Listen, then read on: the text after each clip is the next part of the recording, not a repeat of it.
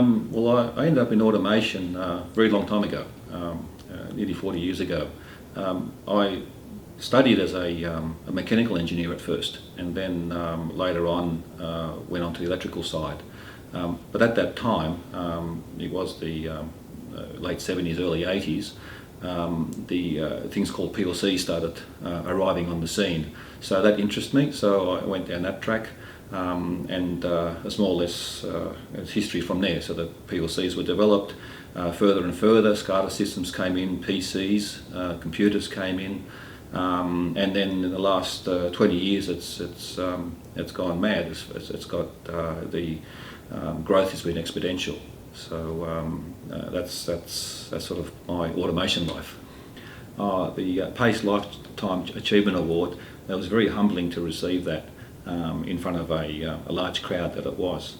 I think it's I've been in the business for a while, and the achievement is, to me, is when I see the young ones actually grow, and not only for Sage but for other groups as well.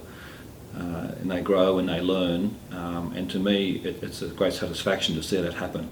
And I've seen many groups come through, and to see actually, and when they actually achieve that, and then they go on for something else. And a lot of young graduates in my years past have actually started companies for themselves and been very successful.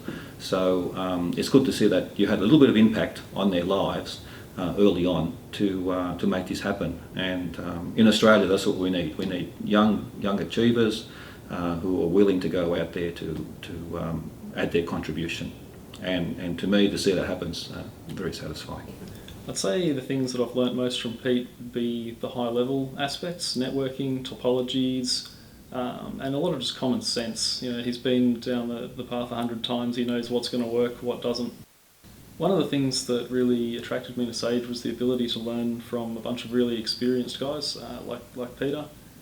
Just the ability to gain all of their knowledge and their experience and mentoring was a really great plus.